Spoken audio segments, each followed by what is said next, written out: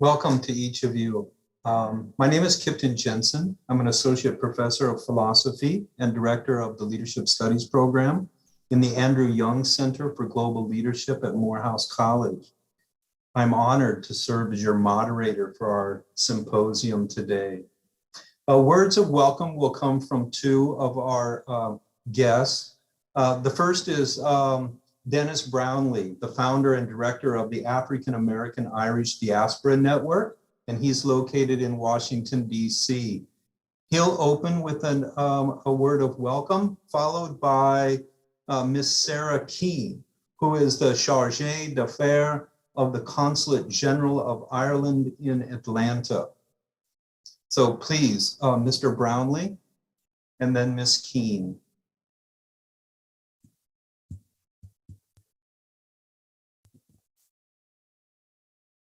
Hello, everybody.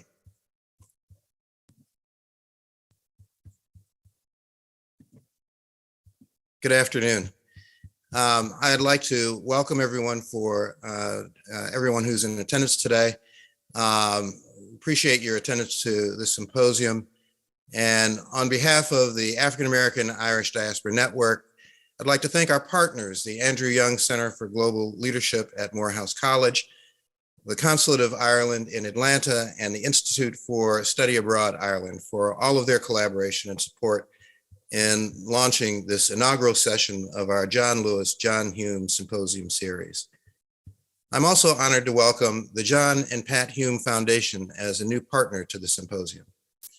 The mission of AAIDN, or AIDN as we call it, is to foster progressive relationships between African Americans and Ireland through shared heritage and culture.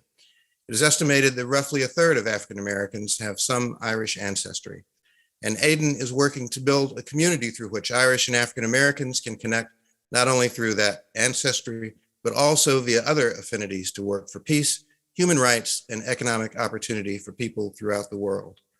The symposium is a series of panel discussions that will explore the unique relationship between African Americans and the Irish, and the parallel civil rights and social justice movements in the United States and Ireland, with the objective to draw lessons from those movements and provide guidance to current and future actions to achieve equality and social justice for all in America, Ireland, and globally. Dating back to the late 18th century, Ireland was the home to some of the most ardent advocates for the abolition of slavery.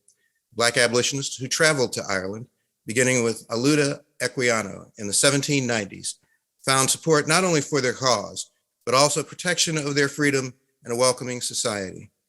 Many others followed Equiano, with the most celebrated being the great Frederick Douglass, who said that in Ireland, for the first time in his life, he felt like a man and not like a color, and where he found inspiration from Daniel O'Connell, the Irish orator and freedom leader known as the Liberator. More than a century later in Northern Ireland, it was John Hume who was inspired by the Reverend Dr. Martin Luther King Jr. and John Lewis in the fight there for civil rights that paved the way to the Good Friday Agreement, which finally brought an end to the troubles in Northern Ireland. Throughout the rest of their lives, John Lewis and John Hume, who passed away within weeks of each other in the summer of 2020, supported each other in their mutual quest for freedom and equality for all people. It is within the framework of their collaboration, friendship, and mutual inspiration that our discussion takes place today. I'd like to thank all of our distinguished panelists, along with our moderator, Kipton Jensen, for what I'm sure will be an insightful discussion that will guide us, in the words of John Lewis, to fulfill a moral obligation, a mission, and a mandate to speak up, speak out, and get in good trouble. And now I'd like to introduce Sarah Keane, Chargée d'Affaires at the Consulate of Ireland in Atlanta, to share her thoughts with us before we get started. Thank you so much, Dennis, for the floor. Thank you, Dr. Jensen, for the introduction. As mentioned, my name is Sarah Keane, Chargée d'Affaires at the Consulate of Ireland in Atlanta, which has responsibility for the US Southeast. The Consulate is proud to support today's inaugural discussion in the John Lewis and John Hume series. I share the sincere thanks offered by Dennis to the organisers of today's event. While it seems ever more feasible to do these discussions over Zoom, it still requires countless hours of hard work. So thank you to Dennis himself and to the African American Irish Diaspora Network, to Dr. Niamh Hamill and Aidan Given from ISAI, to the team from Morehouse who have been so instrumental, Dr. Jensen, Dr. Adams, and to Sinead Young behind the scenes. I actually am delighted to say I join you, the virtual audience out there today, in listening and learning from our distinguished panelists. And this is a group of expert and storied panelists from both sides of the Atlantic Ocean. I look forward to hearing the stories of the past struggles, the lessons learned, the challenges you have overcome, and also the hopes for the future, as you exchange what are unique perspectives. And I think the theme of today's discussions on parallels, imperfect as they may be, is a wonderful starting point for what will be a dynamic exchange.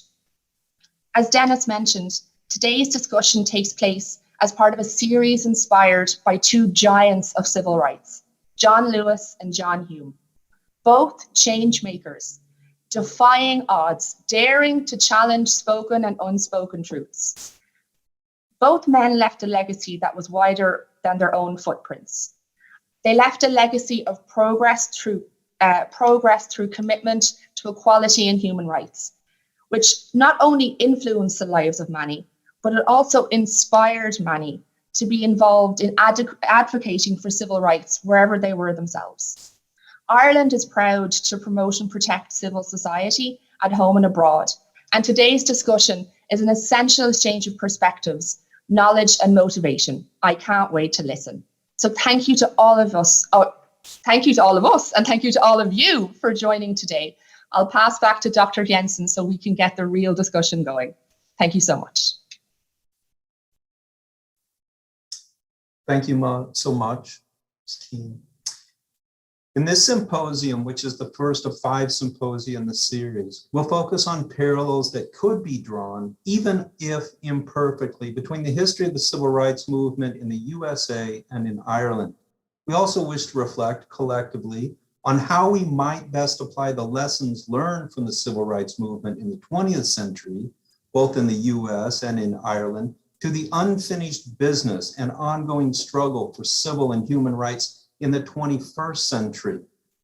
And while we tend to think of the civil rights movement in America as a phenomenon of the 1950s and 1960s, for example, the so-called March from Montgomery in 1955 to King's assassination in Memphis in 1968, culminating in the Civil Rights Act of 1964 and the Voting Rights Act of 1965, the longer civil rights movement reaches back at least as far as Frederick Douglass and other abolitionists prior to the US Civil War, probably back as far as 1619.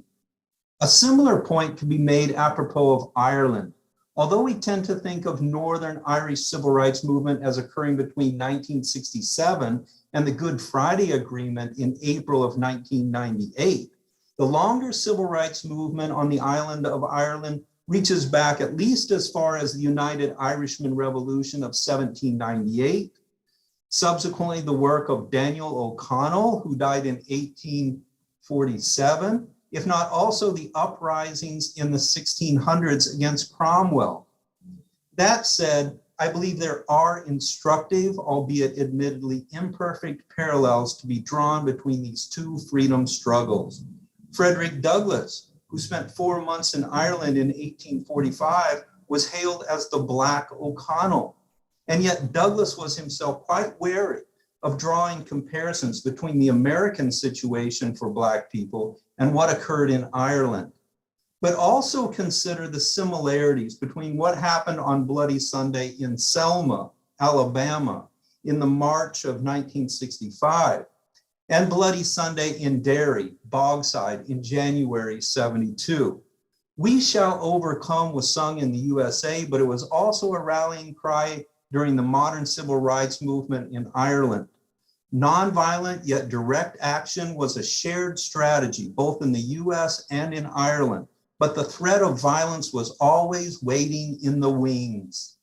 And while the mind may operate in terms of analogies, whether proximate or remote, we must also admit that analogies are only as useful as the analogs are similar. Discovering the similarities is useful, certainly, but belaboring the differences is also instructive. I will now introduce our panelists and they will give a brief statement. We're beginning with Miss Amanda Ade, who is a podcast host and a digital content creator based in Kildare, Ireland. She is also the creative director for Black and Irish. Amanda is passionate about young people and pushing for change in social justice issues. Please, Miss Ade. Hello, everyone. Thank you, Dr. Kipton. Thanks, everyone, for having me. I'm very, very excited and honored to be here for this discussion. And I'm excited for everything that's to come and the lessons that are going to be learned tonight. But just a quick statement from myself. I think speaking about the parallels between the civil rights movement in the United States and Ireland is very apt, considering, there has been a long forged relationship between the two countries, and there is that rich shared history there also. And I think for a long time there has been a missing voice in this conversation, and for myself, that this is that of the Black and Irish community, and dating all the way back, to the likes of heroes like Aluda Aquino, Frederick Douglass, as previously mentioned by Dr. Dennis Brownlee, which has become part of the history also of the Black Irish community. I think it's from this history and from the taking from and drawing from these events that we can best draw lessons into the modern civil rights movements and the struggles for equity and social change that are currently happening here in Ireland as well. And I can't speak, for the North, but I think in the Republic, particularly in the last year, there has been a shift. There has been a shift in conversation, and a lot more people are having conversations around, race relations in Ireland and the history of race and racism there, when that hasn't necessarily been a conversation previously. And I think for a lot of people, because of the history of Ireland and the history of Irish people, there is a tendency almost to negate the fact that there are issues on the ground here that are faced by, people of color in Ireland as well. So I'm excited for the conversation. I'm excited to hear what my fellow panelists have got to say, and also just to delve into the topics a bit deeper. Thank you so very much for that. Mr. Tyreek Jackson graduated from Morehouse College with his degree in political science and a minor in education. During his undergraduate coursework, Mr. Jackson participated in Bard College's Globalization and International Affairs program in New York City. Currently, Mr. Jackson is completing his master's degree in technology, leadership, and management at Agnes Scott College, where he was selected in 2020 to serve as the Graduate Council President. Tyreek Jackson presently serves as the Public Diplomacy and Research Officer at the Consulate General of Ireland in Atlanta. Mr. Jackson, welcome.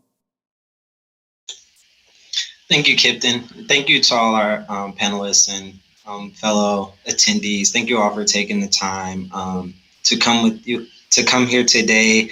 Of course, COVID is still going on, and so I wish you all the best, and I hope the best for you and your families. But thank you all for coming here today and spending your time. For those of you who are just now getting familiar with me, my name is Tyreek Jackson, and I'm the Public Diplomacy and Research Officer here at the Consulate of Ireland in Atlanta. Just a few years ago, I graduated from Morehouse College, as Kipton stated, with a major in political science and a minor in education. And now I'm currently studying technology leadership and management. And I hope to share with you all my thoughts and experiences about technology and its role and its future role in civil and human rights movements. So thank you all for coming in today. And I am just honored to be a part of such a panel with such great co-hosts as well. Yay, thank you. Appreciate that, Mr. Jackson. Our next panelist is Dr. Vicki Crawford. She's an associate professor of Africana Studies and the director of the office of the Morehouse College Martin Luther King Jr. Collection, an archive containing over 13,000 items. She also curates Voice to the Voiceless Gallery of the National Center for Civil and Human Rights here in Atlanta. Dr. Crawford's a civil rights scholar whose groundbreaking volume of essays, Women in the Civil Rights Movement, Trailblazers, and Torchbearers, was one of the first publications to address the under-researched role of women in the African-American freedom struggle. Her most recent publication is Reclaiming the Great World House, the Global Vision of Martin Luther King Jr. Welcome, Dr. Crawford.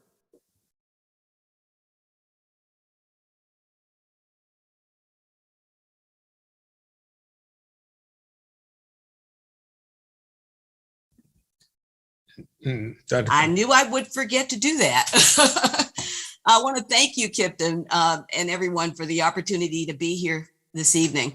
I want to begin by first acknowledging that the American Civil Rights Movement was, in fact, as you said, a part of a longer Black freedom struggle that predated the 1950s and 60s and actually really extends back to the earliest African presence in this country.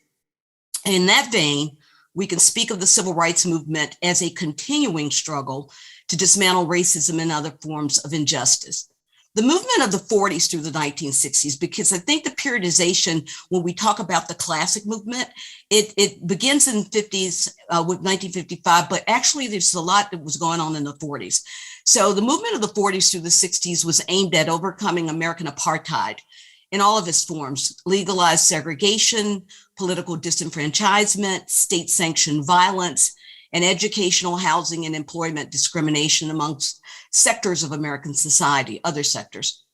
This movement drew in thousands of diverse people from all walks of life, and very importantly, involved young people, many of whom were high school students and college students from historically Black colleges such as Morehouse and Spelman, Fisk, and North Carolina A&T in Greensboro, where the first college sit-ins began. These and other college students formed the deeply committed core of young people who actually went south, went to Mississippi in 1964 to participate in Freedom Summer there. This was particularly dangerous work. Freedom Summer, on the eve of Freedom Summer, 3 civil rights workers were killed. It was just very dangerous to organize in that state. Many young activists, including John Lewis, joined the Student Nonviolent Coordinating Committee. They were part of the Freedom Riders in 1961, traveling to desegregate interstate transportation terminals in the South. And young people were deeply engaged in acts of civil disobedience, such as boycotts and sit-ins and other forms of nonviolent protest and demonstrations. They were supported, I want to say, in these deeply rural parts of the South by brave Black community leaders, and very importantly, by bold and courageous older Black women. So the civil rights movement was also a catalyst for the birth of other social movements in the United States, such as the anti-Vietnam War movement, the free speech movement that started at University of California, Berkeley, the women's movement, LGBT rights, disability rights. All of these movements were sort of catalyzed by and grew from the civil rights movement. Scholar activist Bernice Johnson Reagan, who founded the musical group Sweet Honey in the Rock, she says of the civil rights movement that it was the borning struggle, B-O-R-N-I-N-G, the foundational struggle that influenced ever-expanding segments of society to call for human dignity and fundamental human rights. So not only was the civil rights movement a catalyst for other movements in the United States, but as Kipton has mentioned, and as you all have mentioned so far, the movement had a global impact. And so it was an inspiration and a model for social and political movements around the world. And of course, tonight we're talking about the movement in Ireland. So the civil rights movement had a very large impact. And Dr. King always framed the movement in a global context from the beginning. If you look at 3 phases of his life, in the early phase, as early as the Montgomery bus boycott, when he delivered the speech at the Holt Street Baptist Church, he told the people in Montgomery that what you are doing in Montgomery is important and will reverberate all over the world. He said it again in the middle part of his life when he received the Nobel Peace Prize. He talked about the triple evils of racism, poverty, and war, and how the whole world is shaped by the necessity of overcoming these triple evils. So he's always talking about the interconnections the way that we're all connected as one community. He talked about the beloved community, or what he called the world house. So I'm so happy to be here to see if we can talk about these parallels, even if they're not altogether direct, but that there is some commonality as well as some disjunctions. Thank you. Yay, thank you, Dr. Crawford. We next have Don Mullen. He's an author, humanitarian, and media producer, child of the Northern Ireland Troubles, and a teenage witness to the Bloody Sunday on January 30th, 1972 in Derry. Mullen's first book, Eyewitness Bloody Sunday in 1997, became a bestseller and is officially recognized as the primary catalyst in the establishment of the new Bloody Sunday inquiry, the longest running and most expensive in the British legal history. The inquiry led to a historic apology from Prime Minister David Cameron on June 15th, 2010. Mullen is the co-founder of the Frederick Douglass and Daniel O'Connell Ireland USA project, which aims to strengthen links between Ireland and the USA and the great diasporas of Ireland and Africa in America, with Haiti as its primary focus. Welcome, Don Mullen. Thank you very much, Kipton, and thanks to all my panelists and to everyone who have joined us tonight, and to the Irish Consulate in Atlanta and Morehouse College. It's really great to be here. I remember very clearly the first political question I ever asked, and it was on the 5th of October 1968. That was the day when there was a civil rights march in Derry, and it was that evening when I watched the news, and the following day when I looked at the photographs of the papers of policemen cracking open people's heads with batons or emptying their lungs with punches and so on. And I asked the question, why?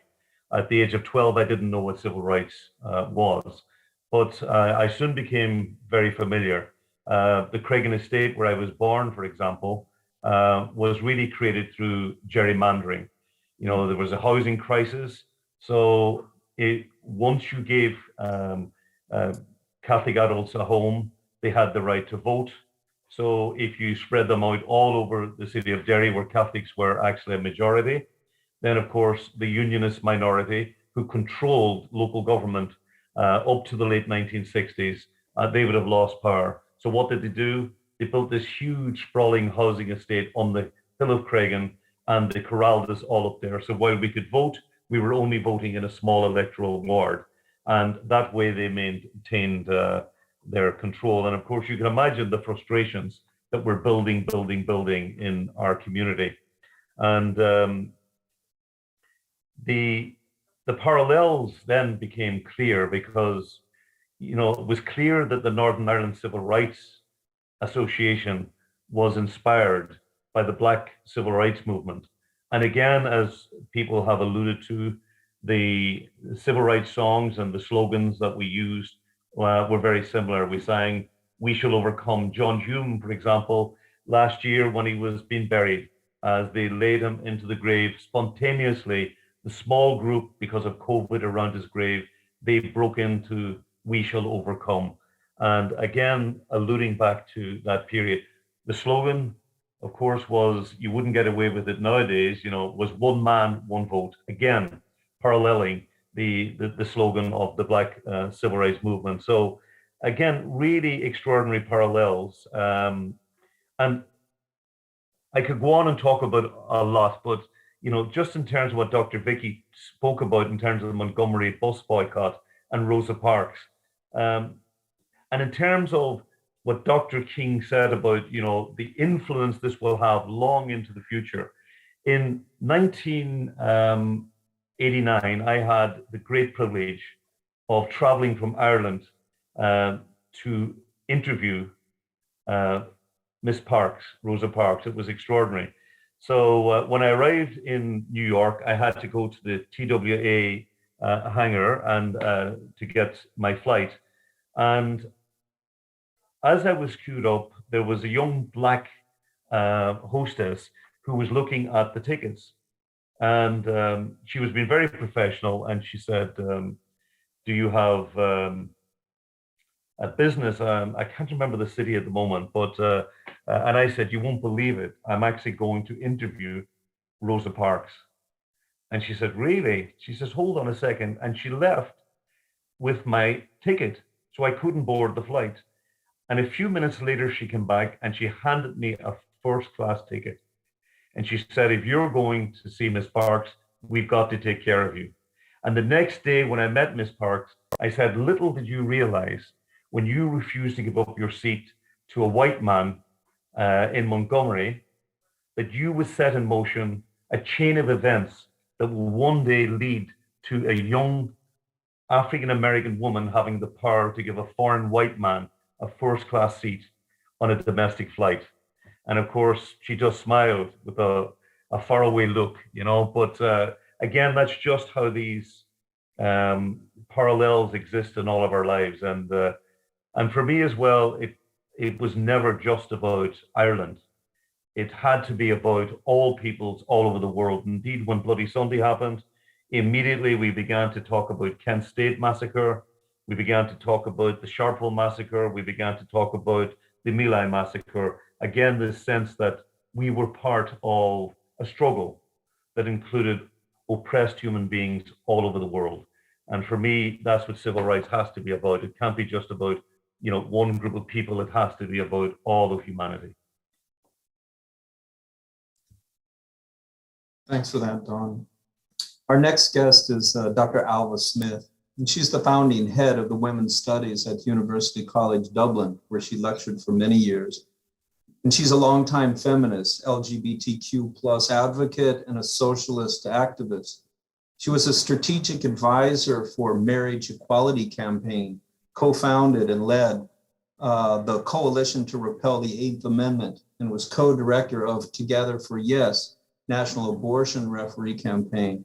She is currently the chair of Women's Aid and Ballyfermot Star Addictive Services. She's also the director of Age Action Ireland. Welcome, Dr. Smith. Thank you very much, Kipton, and thank you everybody who's been involved in putting on this really wonderful symposium, which is the first I know of several. It's a pleasure and also indeed an honour to be here with you all this evening and to have such a fine and interesting set of panellists. I think I want to say something to begin with really about, I think it's really about histories and also about gaps. As I'm sure, like many perhaps people here on the panel, I often have the sense that I'm speaking across gaps, and I'm never terribly sure if one can be heard on the other side one way or another. But, you know, just to be absolutely blunt about it, as I was growing up, there was a real sense of a gap between North and South in Ireland, and also, of course, between what I might call, and I hope John will forgive me, male mainstream civil rights politics and feminism and the women's movement and other social movement politics that I became involved in at really absolutely the same time, perhaps just a little later, but in the early 1970s. And just to quote one sister who way back at a conference said, if you want to empty a room full of feminists in the South, just say the North and they'll disappear like snow of a ditch. And sadly, that was, I think, very, very true. And I think that gap lingers. But I wanted to just talk very briefly about a woman who I think works in those gaps.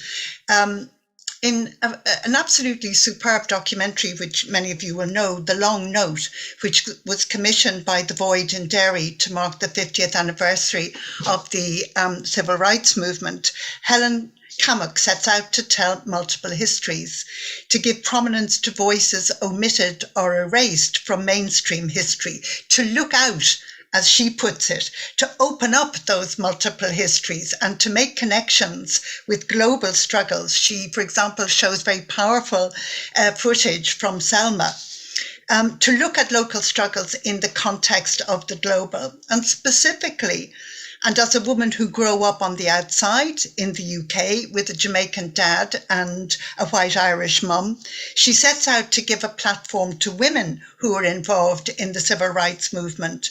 But she shows how their perspectives and their views and their concerns differed from the mainstream, that their motivator was family, was friends, was communities. Gender issues, to nobody's surprise, I think, much less sexuality or race or ethnicity, were not on the agenda, not on the radar. In a very remarkable interview in the film, Bernadette McAlliskey says, I love this, being Catholic, nationalist and poor was nearly enough for me to handle without having to process gender intellectually. The context itself seemed to make discussion of gender pretty well impossible. Women, of course, in fact, played many and various roles in the civil rights movement, but they were subordinate, not public.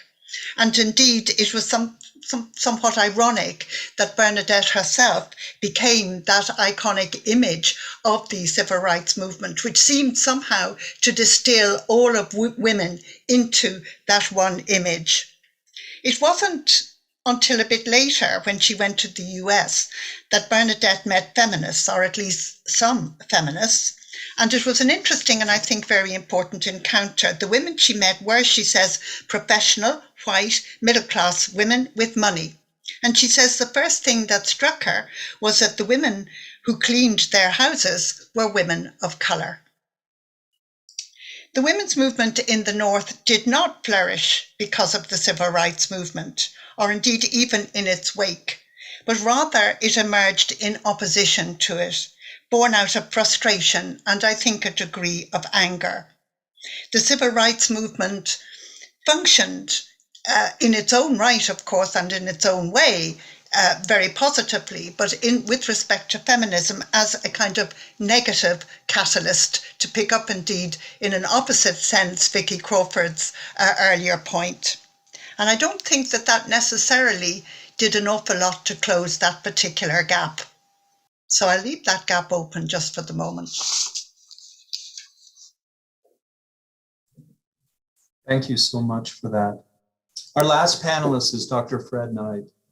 Dr. Fred Knight is an associate professor of history, and he's director of the Institute for Research, Civic Engagement, and Policy at the Andrew Young Center for Global Leadership at Morehouse College.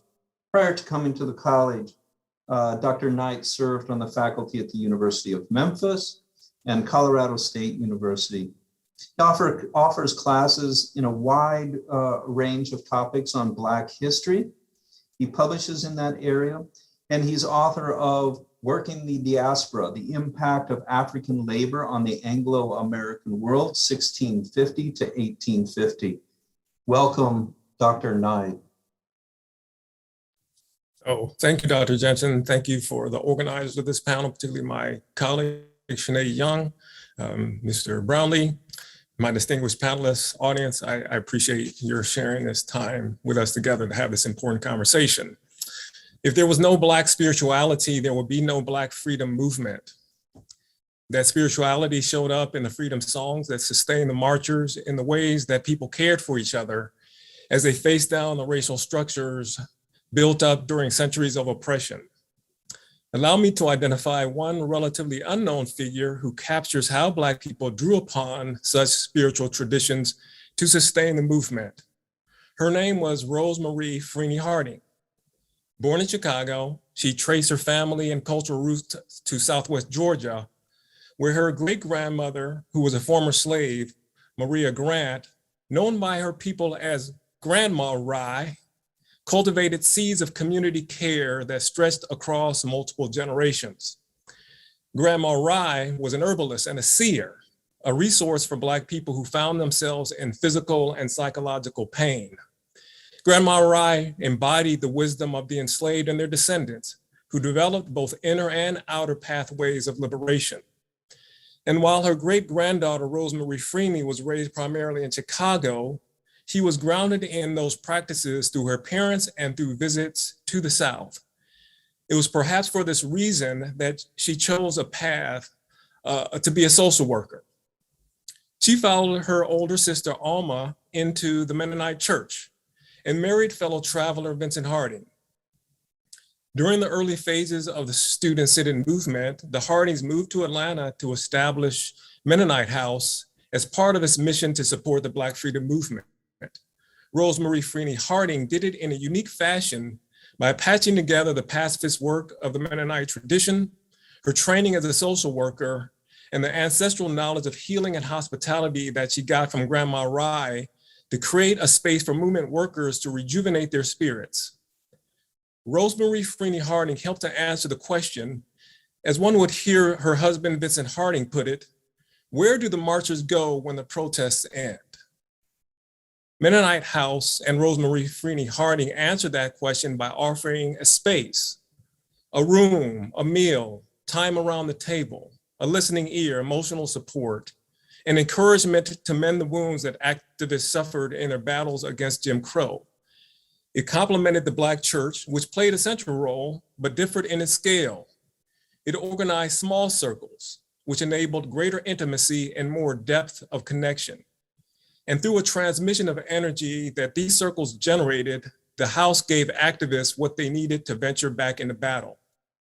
While figures like Rosemarie Freeny Harding didn't capture headlines, their emotional and spiritual work of care and support were essential to the movement, and by virtue of that, to social justice and the improvement in the condition of Black lives.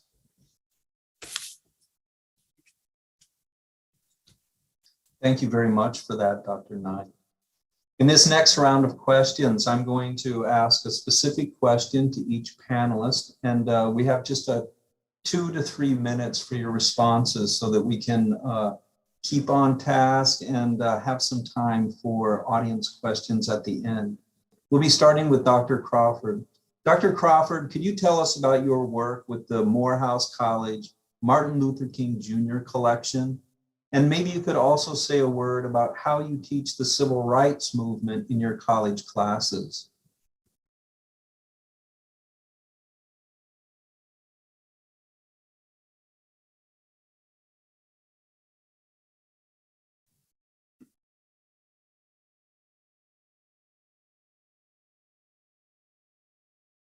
Sorry again. The Morehouse King collection consists of over 13,000 items. And as you know, Dr. King delivered many sermons and speeches, and he wrote prolifically. He read voraciously. He read across many different fields. And the collection consists of all of these sermons and speeches, these writings. It consists of a library of his personal books with over 1,300 volumes. So you get a sense of seeing just, what he was reading. And he was reading widely across fields. I mean, he read sociology. He of course read history. He read, of course, a lot on nonviolence and politics. And so we use this collection in our teaching and our learning, and it is open to the public to do the same. It's just an invaluable world-class collection that gives us a lens into not only Dr. King's thoughts and ideas, but also the major events of the 20th century. So the college acquired the collection back in 2009, and we've been working with that ever since. As Kipton mentioned in his introductory remarks, I recently published a book, co-edited a book, Reclaiming the Great World House, the Global Vision of Martin Luther King Jr. And this work is based upon some of the writings that appear in the King collection. And the point of the book the point we're trying to make is that King had a global view from the outset. He didn't just get this after 1964 when he received the Nobel Prize, but he always saw the American civil rights movement in the context of the broader movement for freedom and justice in the world. And so this is quite clear, and we teach this, I teach this in my classes, that the movement is not just contained in the US, but it has internationalist roots. Also, I want to talk about the fact that Kipton asked me to talk about, what were the lessons that we learned from the movement, and what do we learn from studying in the King Collection? And we learned that, the movement was successful in many ways here in the U.S., but there were also some challenges and some failures, if you would, some gaps in that movement. And one of them happens to be in terms of economics. And one of King's last books, one of the last books that he wrote, Where Do We Go From Here, Chaos or Community, he talked about addressing, these economic injustices. And so the collection is just very rich, and we're using it in teaching and publishing books and getting students, young people, to know what this history is all about. Thank you so much. Don Mullen, I'm coming to you next, and I was so happy to bring some students to Ireland and to have you talk to them a little bit. And I also enjoyed assigning to them the introduction that you wrote about the memorial to Frederick Douglass in Ireland.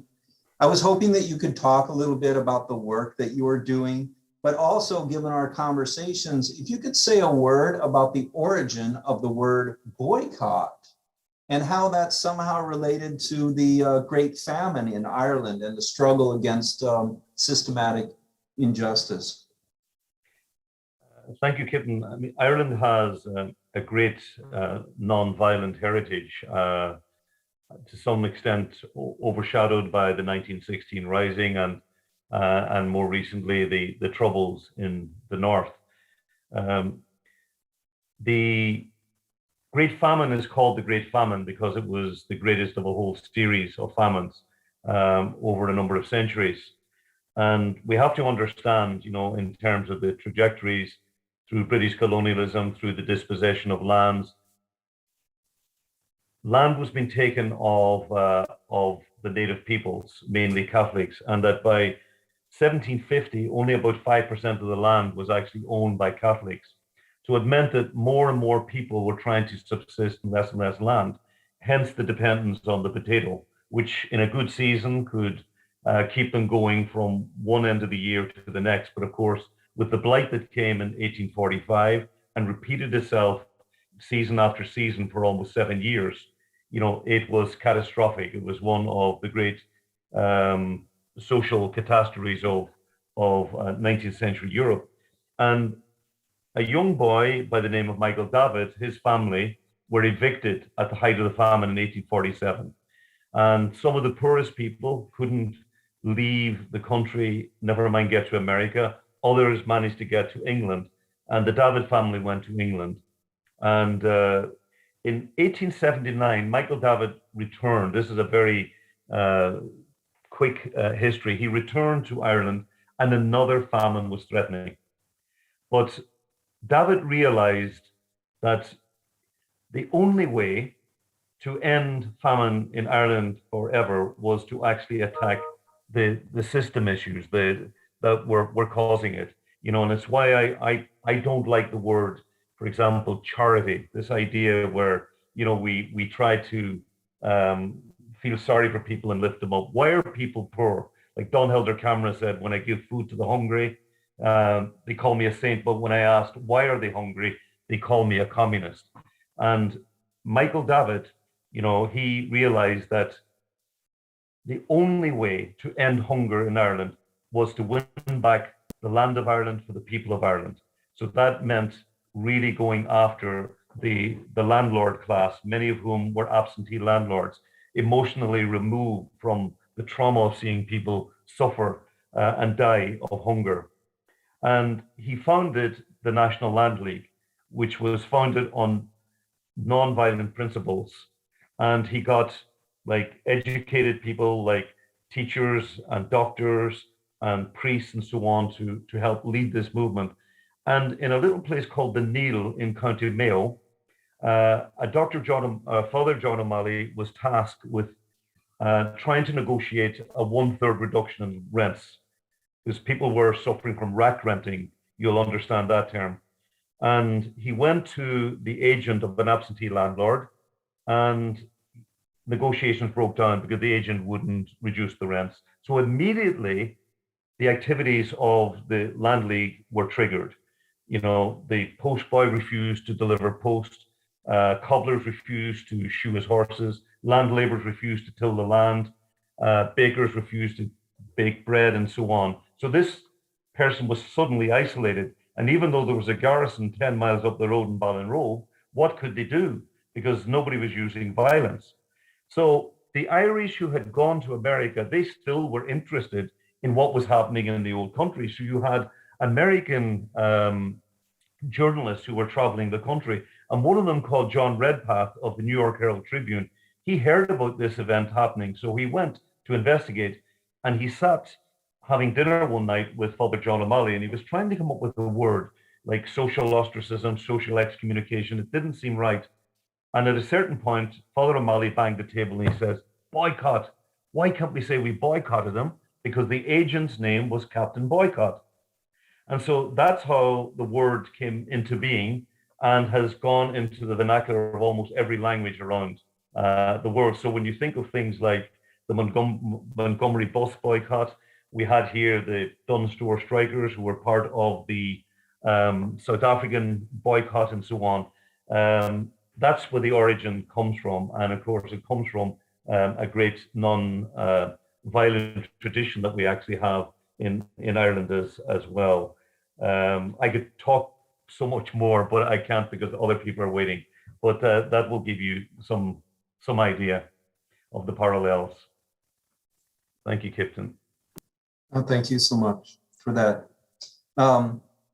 Miss Amanda Ade, we'd like to hear from you next. So I've been following your work. You're working on modern civil rights movement, youth activism in the Republic of Ireland. Please tell us about your organization, Black and Irish, as well as maybe touching on this trope I hadn't heard about until recently, the new Irish, that is to say non-white Irish-speaking citizens. If you could tell us about your work, that would be wonderful. Thank you. Yeah, absolutely. So we started an organization last year in June of 2020 called Black and Irish. And essentially the organization was inspired by the events that were occurring in the US at the time, the Black Lives Matter movement. And the rhetoric that we were kind of getting here on the ground was, well, thank God this doesn't happen in Ireland, or thank God there's no racism in Ireland, which of course anyone or any person of color, anyone that's in any kind of other category, whether you're in the traveling community or whatever, will understand that that's false. There is, it just looks very, very different, I think. And when Irish people, in a sense, tend to think of racism or race relations, they think of the more overt forms of racism, I think. And although that does exist here as well, I think, but for the most part, within Irish society, it exists in the more covert forms and microaggressions. So, the organization Black and Irish was essentially started to tell the stories of, the Black and Irish community in Ireland, and to highlight our struggles, our successes. And because prior to 2020, Blackness and Irishness were seen to be mutually exclusive. And, looking back at history, Blackness and Irishness often sat on the same side of the tables. So, bringing that into the present day, the Black Irish community, although for the majority, I would say it is a relatively young community, but there also is the rich history there. And you've highlighted some figures, in Irish history, Black people in Irish history that have played significant roles. And so bringing that then up to the modern day, we felt it was our role essentially to just educate the wider Irish society on that history. I think a lot of people were not aware that Black Irish people had existed prior to the last probably 20 to 30 or so years. And so there is that rich history there. And what we try to do within the organization is highlight that, teach that. And for myself personally, I'm more passionate about young people and advocating for change within young people and within the young Black Irish community, because for so long, your identity, your Irishness is always questioned. It's always something that is never really fully accepted. So I think for a lot of us, that tends to lead to a sense of, I would say a sense of like misplaced, feeling misplaced, or kind of feeling in limbo almost. So I think learning about your history, learning about your Irishness in a whole and learning that, people that look like you have impacted this land too. So I think it empowers young people to be the change and to not just, look back at history, but also create history in the modern day. Thank you so much for that. I'd like to now address a question to Mr. Tyreek Jackson. Given our conversations, I'd like to ask you what role you see technology having in the future movements. And given what we've talked about, in what ways do you view current technologies as helpful or hurtful when it comes to the future of the movements? Thank you for that question, Kipton. So in regards to the question, as I stated before, I'm a master's student in technology, leadership, and management. And with that experience, I'm able to get a sense of a theoretical framework on how tech is used within organizations and amongst its leaders. And in my personal life, previously, the last few years, I've had the opportunity to work in different elections and campaigns. And I've seen and I've had the experience with working with technology and seeing how it can impact and empower communities. One thing that I think is, as an American working with the DFA here in Atlanta, so working for Ireland here in Atlanta, I'm the firsthand benefit of technology in a sense where I am able to use my knowledge and experiences and connect with individuals and citizens across borders, whether that be in Ireland or here in America.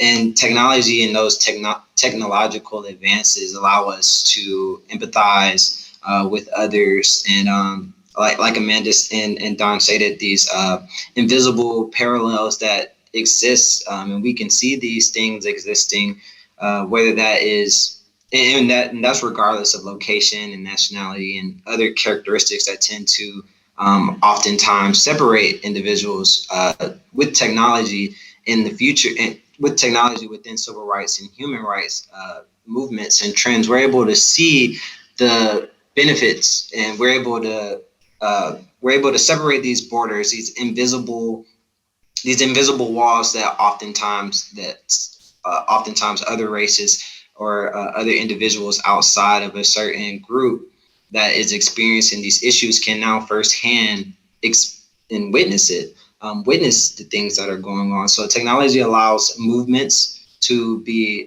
come together faster, but it also has and it can tend to have a negative implication, as we saw in the 2016 presidential election, where organizations and individuals use certain types of data to do certain types of phishing attempts and to basically utilize information to and it symbolized the dark side. So representing or promoting propaganda, false news, and also desensitizing information at times, desensitizing groups and allowing the same benefit could also be a detriment as well. So that would be my answer to that question.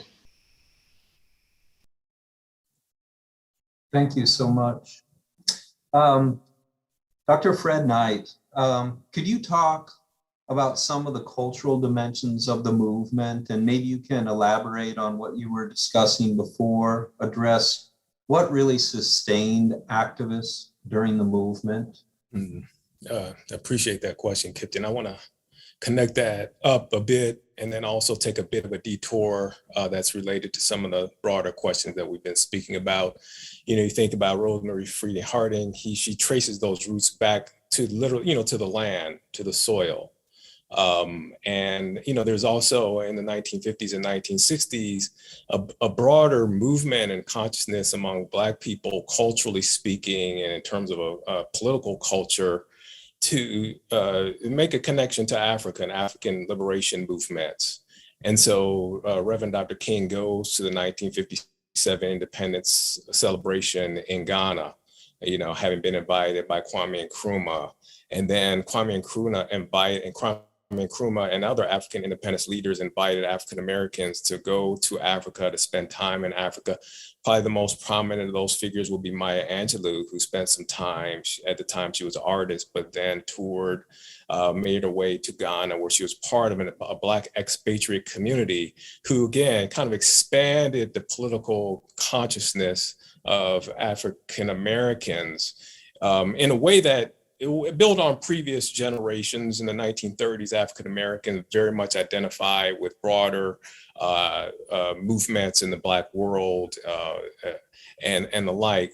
And then again, in the mid 1960s, you had SNCC activists like Fannie Lou Hamer, John Lewis, and others who would, set soil in Africa, identifying with African independence movement.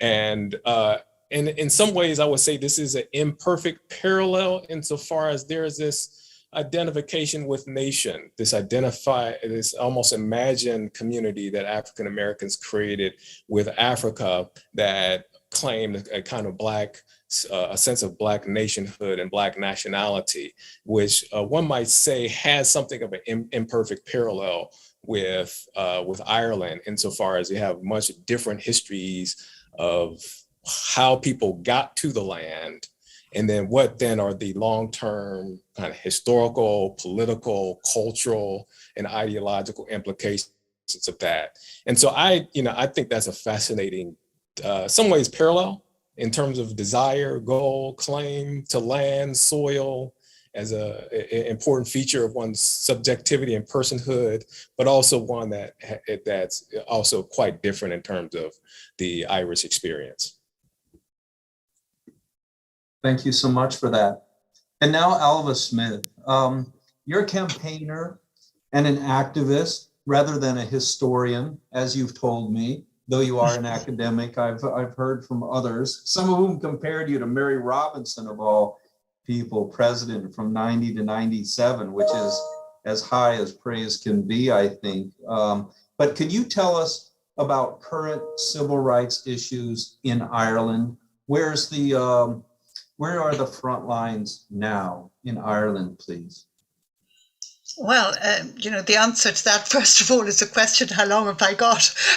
But obviously it would be the same for the US, it would be the same for any country. But I'm really glad to say that Amanda has done a certain amount of the heavy lifting there with the emphasis on the work that is beginning to be done in Ireland to seek to counter racism, and also that large acknowledgement of the fact that we really do have very young population. And I think that one of the challenges that we're going to have over the immediate years to come, and I imagine that Amanda would really be of one mind on this, is that post-COVID, we are definitely, going to see more problems and more difficulties. And as is everywhere painfully and sadly the case, those challenges have been exacerbated by COVID and will be felt much more acutely and dreadfully by those who have less and who have least. So I'm not directly maybe talking about that this evening, but I do think that that is the huge big challenge alongside climate justice, which I, would hesitate to put as the number one issue in Ireland. I wish it were. I wish it were here in the States as well. I wish it were everywhere. And I'm currently involved with many others in organising a protest march, which is happening globally on the 6th of November. There are COP26 coalitions worldwide to beg our governments to ensure that there is climate justice. So I think that we have these big overreaching issues, and I know that they're paralleled, that they're echoed and paralleled, not just in the US and North America, but right around the world. But, just speaking about Ireland, our struggles are turning around all those areas in which there are deep power imbalances, whether they come from race and ethnicity, from gender, from sexuality, from social class. They are still there, and they're concretely materialized in very specific struggles. For example, we have been seeking to end the very brutal containment system for those who seek refuge and asylum with us in Ireland, which is called direct provision. Which is, I won't go into the detail here now, but suffice it to say that it is brutal and that it does seek to contain and impede people rather than give them the support and the refuge and indeed the welcome that we should be giving them. We have major problems with housing and with homelessness. Again, we share that with much of Europe. We have, a lot of difficulty with health care. I know that we're better off than the US in that we do have social health care, but it is a two-tier system. So again, those who have and can afford to get first-class health care can get it, and everybody else has to muddle in with appalling waiting lists. I mean, I do, perhaps maybe to sort of wind it up a little bit, I know I've been involved with two major game-changing campaigns, one on marriage equality for lesbians and gays, and alongside that, the fight for the excellent legislation that we got on trans rights. Although laws are not enough to change attitudes and practices and to provide services. And the other one was, of course, our struggle for abortion, the repeal of the 8th, which we gained in 2018. I think they have been very important in changing the way we think about Ireland and what it stands for and its values, and particularly for young people who really came out in their hordes to both work for those two very hard-won, long-fought victories, but also to and in that process themselves, I think, became more political. So I would say we're still fighting misogyny, transphobia, homophobia, racism, all of those things. I think, though, over the past decade in particular, the past few years, and I don't know if Amanda would absolutely agree, but I do have a sense that there is a higher awareness now of the importance of paying attention to intersectionality, whether that actually extends to actively working in an anti-racist framework. I think much work needs to be done there, but there is definitely that growing awareness. And also, I think then an awareness that we do need to speak up for the still silenced voices, those of people with disabilities, people who are older, which emerged very strongly during COVID. And as a now definitely older woman, I can speak up for that. Mental health stigma and services, and ongoing poverty.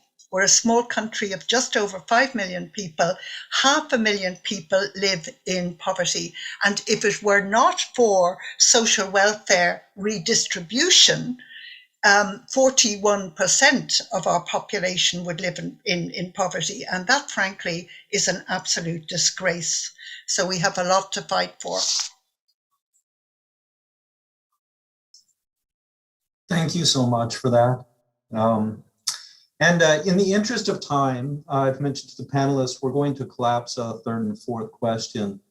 Two questions that have been lingering, for a long time. One is, what parallels do you see? Which ones are most compelling to you? And the other question is, in light of those parallels, the patterns, the history, what we've learned, how might that be applied to the 21st century, to the present movement? So I'm going to go through one more time and ask each of you to answer one or both of those questions. If you're super clever, maybe you can do that expeditiously. And then we'll have a little bit of time for questions from the audience. I'm starting with Dr. Crawford. So could you shed some light on the parallels or the lessons learned and how we might apply them to the movement moving forward, please? So I think that one of the parallels and one of the lessons learned is that we have to think intersectionally, that we have to be thinking about anti-racism at the same time that we're thinking about eradicating economic inequalities. That we've got to begin to think like that. And that was one of the things that was left on the table with the civil rights movement, is that we just didn't go as far as we could have gone or on economic inequalities. The other thing that comes to mind is that, I'm thinking of a movement song, Freedom is a Constant Struggle. I'm reminded that with these parallels and listening to Abilene, that, these struggles are ongoing, and that, we've got to keep going at it, and that, Luda Continua, the movement continues. And one of the ways that we can work with this is as educators, and I like to talk about educator activism, and that is teaching young people, teaching the history and teaching the stories, and hopefully impacting them in a way that they will go out, as Amanda said, and be active and create something new.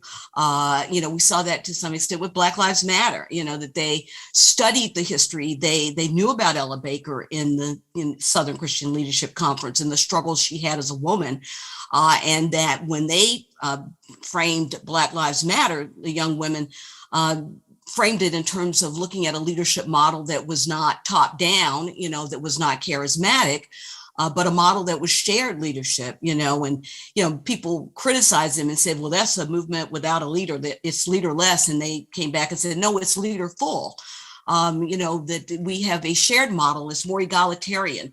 So I think that one of the lessons learned there is that we've got to be more inclusive in terms of leadership, on both sides, probably. So that's what immediately comes to mind. There was a gender bias in the civil rights movement. We can learn from that. We can learn that if our leadership is inclusive, that we come up with more creative ideas, new approaches to handling all these myriad of problems that persist. You talk about climate, talk about, as we've said, COVID has really shorn up what's already been there, and that's the least of these have had a tough time with this. So there's a whole lot to work on, and I just say that one of the lessons learned is that these kinds of structural inequalities are not eradicated in 10, 20 years. We look at the framework in the US of the civil rights movement up from 40s to the 60s. These structural inequalities this is a long distance race. And so we've got to keep working together. And so that's my response to that immediately. Thank you, Dr. Crawford. I feel so lucky to have you down the hall as my colleague. So Don Mullen, could I ask you to address either or both of those questions, please? Just very quickly, I think that, again, we talked about the trajectories, and the reality is that, the struggle for justice is ongoing, and we must never go asleep on it. And the parallels there, you think of O'Connell and Douglass, David, and his influence on Mahatma Gandhi, John Lewis, Martin Luther King, John Hume. It's wonderful to see those parallels and cross-pollination across the great ocean. But there are issues, and Alva very eloquently really outlined them as well in terms of Ireland, but also globally, things that we've got to be aware of. We've got to take up the struggle. There's the issue of women's rights, and in Derry, for example, very famous in the Bogside, all of the great murals, and there was one done for the civil rights movement, and there wasn't a woman painted in it in terms of all the crowds, So again, how people who are really important can be airbrushed out of history. I'm just back from South Africa, and we had a similar discussion in that, after the liberation movement, after Nelson Mandela was released, in a sense, it was as if Nelson Mandela on his own had done this. And the faith communities were airbrushed out of history. But what the Tutus were saying is almost worse was the fact it was like literally millions of little people who were part of this struggle. And they have to be brought back into the memory, that it's not just one individual like John Hume or Martin Luther King or Nelson Mandela. Yes, they are the leaders, but there is a whole movement of people who show enormous courage and bravery in taking these on. Then, there are also, you think of the treatment of gay people, as if they suffer from a malady or a perversion. And we really have to move that debate that homosexual people, if we are people of faith, are made as much in the image of God as heterosexual people. And, that has to be tackled. But we also have to look at the importance of free media and protecting the media as well. Because again, we're seeing this thing of fake news and the damage that it has done, particularly to the United States over the last 10 years. Education as well is so important, and making education accessible to people, the teaching of history and a diverse history as well. Not just the history of the victor, but a history that again, shows this struggle and movement for full human achievements. And I think also, as Alva mentioned, really, really, really important, and we have not even mentioned much of it again, is the issue of climate breakdown. I mean, scientists are telling us that this decade is the most crucial, and that if we don't manage to keep temperatures below 1.5 degrees, then we could reach tipping points beyond which, there's no turning back, beyond which nature, which is already convulsing, you think of the intensity of storms, the more frequency of them, the flooding, the droughts and so on, they're just going to become more and more. And of course, it's going to be initially the poor, and it is the poor at the moment who are the ones who are suffering most. So all of these issues, we've got to broaden our agenda and realize that the struggle for civil rights and human rights is ongoing, and none of us can ever either rest on our laurels or, like myself, who's reached the age of 65, consider even the idea of retiring, because there's far too much to do. Thank you for that, Professor. Dr. Knight, could you address either or both of those questions, please? Thank you. I echo my colleagues here, and the word that comes to mind is a bit of overwhelm in terms of the scale of the problem, and then also the challenge of the politics. We have all the policy ideas, we have all the ideas about what needs to happen, but the question is, how do you develop a politics and a political strategy that enables you to then enact those ideas so that they become law? And I also go back to and that takes time, and that takes for the people to engage in that.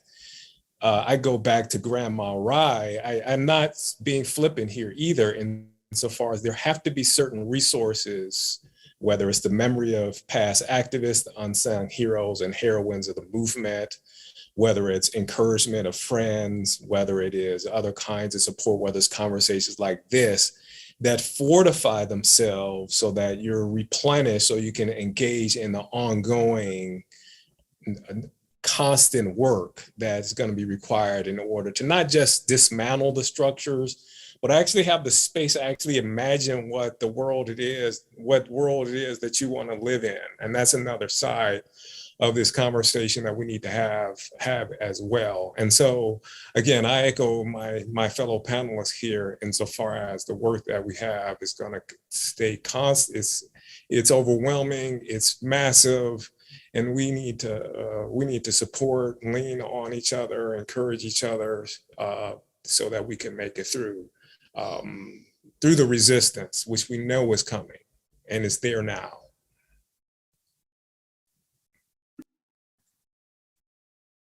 I hear you loud and clear. Thank you, Doc.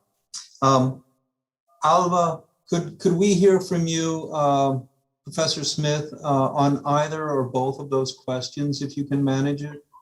Yes, I'm going to try and manage it. And very rarely on a panel do I find myself in absolute agreement with all the speakers, but so far I am actually on what I've been hearing about how we need to think, what we need to do. And I mean, I really do agree with Frederick that it can seem so totally overwhelming. But there are just two things I wanted to draw attention to with respect to parallels, and they're, I think, big points, but I will make them very briefly. The first one is that I'm very conscious in Ireland, in Europe, as I know you are here in the US, of the absolute importance of our seeking to fight against and thwart the attacks that come so variously on our democracy. And I really can't stress how important that is. And I was, just thinking of that, Tyreek, when you were talking about what's happening on the dark side, which I hate to even have to think about. But I'm part of a group in Ireland which is called Lucéla, which means together, Lucéla for diversity, not division. And we're trying actually to sort of bring people to an understanding that every attack against democratic values, every attack against a trans person, every attack against a person of colour, every protest against vaccine or against lockdown, these attacks on our democracy come in many shapes and forms that we cannot we cannot stand by and not speak up. We can't stand by and not actually actively resist those attacks, because the democracies that we are fortunate enough to inhabit have taken, imperfect as they are, we all know that democracy is imperfect, but nobody's thought of anything better, have taken an incredibly long time for us to get there. We have to keep expanding them, not actually seeing them being diminished in any way. And the second point I want to make is in relation specifically to abortion, where in a parallel situation, it has been historically since Roe versus Wade in the States, the US who has told us in Ireland how and what and how we might manage our reproductive rights affairs. And in a very unexpected twist, it has now come to be that we find ourselves in Ireland offering support and encouragement to pro-choice activists and campaigners, and to a very broad swathe of Americans, something like 61% of whom support choice, to trying to give them inspiration and hope, and to say that we will continue to support them, because there is no doubt that reproductive rights and sexual rights are very contested rights, that control of bodies, controlling people through our bodies, runs right through our so-called Western culture. And this absolutely, we have to resist that too. I feel very strongly about these things. And the lessons for the 21st century are never terribly good at giving lessons, because, there's so much to do in the present. But if I think about it, it's going back to Helen Kamak. It's look out, connect the local and the global, keep connecting, actually connect with whoever you can connect with, keep connected. Intersectionality, so important, as Vicki was saying. Build coalitions, work with people you never thought you could work with, but work with them, because there's a lovely saying in Irish, Ní neart go gur le céile, we're stronger together. And it's more poetic in Irish actually, but it is a lovely saying, and it is also really important. And perhaps the second last one is believe in power from below. The power of the people to bring about change is absolutely mighty. The only time I ever see politicians quail is when I'm at a protest outside the Dáil, our parliament, and we're shouting, and I can hear them in there saying, oh my goodness, make these people go away, because, and I think that we need to use that power that we have as people to show what we stand for and what we want. And finally, COVID has taught us, certainly me, that a life without the arts, without culture, without that world of the imagination that Frederick was talking about, it's hardly a world worth living, and it should be open to and shared by everybody. Because yes, I agree with you, Frederick, we have to be able to imagine a better world, a kinder world, a finer world, a just world, a world that survives the destruction that we're imposing on it at the moment. Thank you. Thank you so much. If we were together in person, I would raise a toast to Lakelia. But I look forward to coming to visit you sometime soon. So now we're moving to Mr. Tyreek Jackson. If you could talk about the parallels that you find, or how you might apply these lessons to the future struggle. Yes, Kipton, and thank you. But besides the fact, we'll have to talk offline about how you set me up after going after Don, Vicki, Dr. Knight, and Dr. Smith like that. You know, we'll have to talk about that. But so for me, the parallels and imperfect parallels. So something that I see in my life and line of work, and I wanted to talk about, was in the 1960s civil rights movement, and those leaders here in America, they realized that images of brutality, of Jim Crow, and would presumably have a lasting effect in non-white communities, and communities who weren't experiencing this would involuntarily have to take these matters seriously. And so the leaders did this by sharing these horrifying images with the media and projecting this so that people could see it. And in that technological sense, in that advance, many people saw the inhumane those photos. And then fast forward to today in 2020, when George Floyd and the inhumane videos and photos that went out of George Floyd, and we talk about that took over our social media news media outlets and news outlets, uproars across America were lifted. And not only was it uproaring across America, but people were having uproars around the world saying, how could something like this happen? These injustices still happen. And so with in my theme, technology, especially social media and the technological realms that we have today, give us an instant sense and an instant platform to understand and see and visualize the things that are happening, not only to our communities, but people outside of our communities. And it gives us that humanely and that sense of feeling towards events and things that we don't necessarily individually might go through. And so even with the petition for George Floyd that, crushed record levels of over 19 million supporters, we can see what technology does in our daily lives, and we can see how it can impact social and human rights movements moving forward. And as I stated too before, we do have those dark sides of course, data. To any good, there is a small light of bad.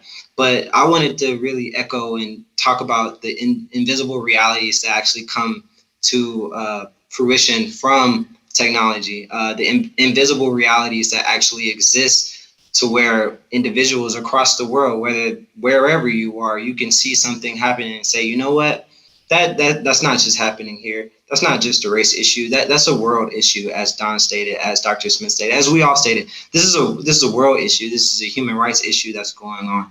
And so with the power of social networking and the power of technology and minimizing and mitigating the distance across waters that we travel, we can see that things that are going on in all of our communities are impacting all of us, whether that's gender rights or gender equality, or whatever homelessness and everything that's going on across the world. We are allowed with technology to see and to quickly mobilize faster than ever. Mobilize, get our messages across, get our themes across, and to really reach the hearts of all of us around the world. And so that's something that's truly important. And moving forward will be critical in the sense of shaping how the ethical frameworks around these technological advances will impact our movements moving forward. Thank you so much for that, Mr. Jackson. It's nice to have a Morehouse man on the panel. Dr. Knight is also a Morehouse man, I guess I should mention.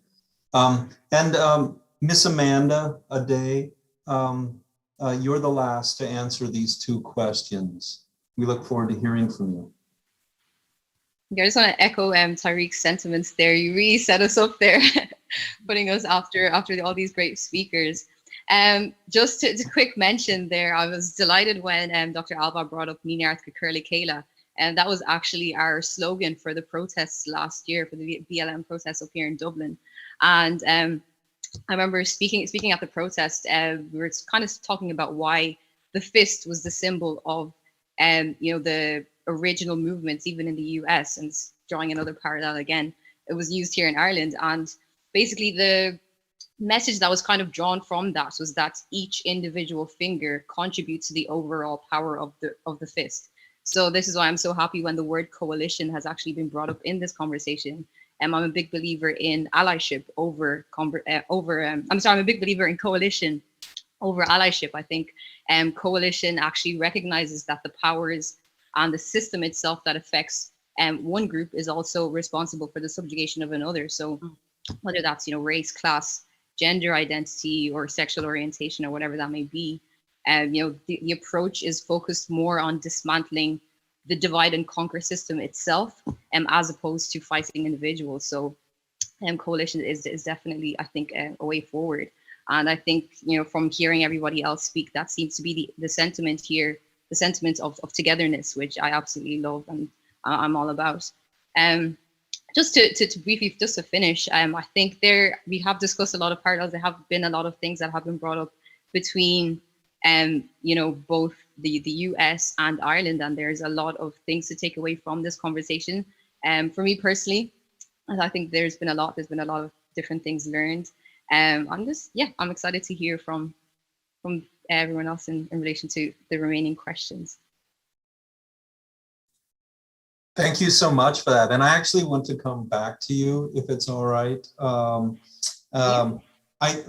We just have a few minutes and we want to do a quick bonus round here, and we're going to center the women on our panel. I have some questions for Dr. Smith and also for Amanda Ade, and then Vicki Crawford, if you could say a word about John Lewis. I'm just going to read these questions. I'm going to start out with you, Ms. Ade, if I might. The question here from Mr. Shaw Smith: how is the experience of Black Irish being expressed in art and culture? And are there parallels with the US civil rights movement? And if you just hold on to that question for a minute, then Dr. Smith, the question for you from the audience: could you elaborate if Irish feminists were influenced by African-American feminist writers and activists? And then I'd like to have a word about John Lewis, Congressman Lewis, from Dr. Crawford. Ms. Ade? Okay, to start off. I would say for sure, definitely. I think if you look at the history of Black people anywhere, whatever the collective experience is, I think for the most part will always come out in some sort of creative fashion, whether that be music, films, stories, and that is the very same for the Black and Irish community. I think that is something that travels with people. So I would say for the most part, the Black Irish community, as it stands here in Ireland, would be a lot of first and second generation Africans, the people directly from the continent of Africa. So there is also that rich history there, which has now become interlinked, I think, with the Irish identity. Because I'd say for people roughly like my age and maybe a little bit younger as well, a lot of us would have been born and grown up in Ireland. So we've grown up here on Irish stories and Irish history and all of that as well. So there is this, again, intersectionality within our identity that also comes out in the arts and the music and films. And because there hasn't been a large Black Irish population historically up until, I would say, the late 1990s. So it's still relatively new and it's growing a lot. There's a lot in the past probably 4 to 5 years. I'd say the industry has really kind of taken off, and we're seeing a lot more Black Irish people getting into music, getting into theatre and writing and so many more things. So I would say it's definitely on the come up. It's definitely on the rise, and which I'm very excited for.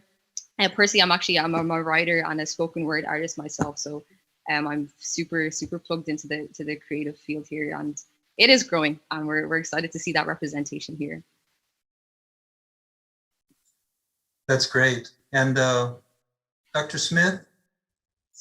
Oh, yes, again, I would need a lot more time to answer that question, but the answer is yes. I mean, obviously, I speak from my generational position. I'd just like to point out to Don that I can give him a decade. He's boasting about being 65, so we'll just correct that little one there now, Don.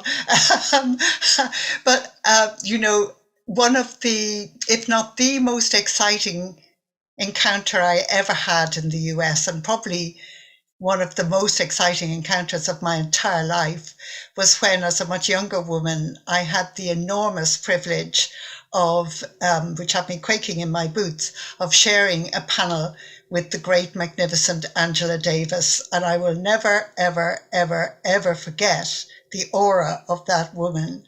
And it was in my very early days as a feminist, and she marked me in an incredibly important way. And of course, I brought that in then to my teaching. Audre Lorde is possibly one of my most favorite thinkers, writers, activists. June Jordan, Let Us Not Sit Inside Our Sorrows. What a magnificent woman. I'm thinking of the writers, the novelists that we all have read, thinking of Alice Walker, for example, and so many others. You know, there's always been a sense of great warmth and a kind of an understanding of some kind. I may have been imagining that, but I have always felt personally that connection. And I know that students I've worked with have always felt it as well. For younger generations, I would definitely leave that to Amanda, but I'm quite sure that that is carrying on and that there's wonderful exchanges going on. Oh, I forgot bell hooks. You know, I've forgotten so many. I could go on forever. I better stop now. Thanks so much. And Dr. Crawford, a last word from you, please. Yeah, I just wanted to share a few words from John Lewis. John Lewis wrote an essay that he wanted to have published on the day of his funeral. And it was published in the New York Times, and it gives us encouragement. And he stated, this was July 2020, he stated, "Democracy is not a state. It is an act, and each generation must do its part to help build what we call the beloved community, a nation and world society at peace with itself."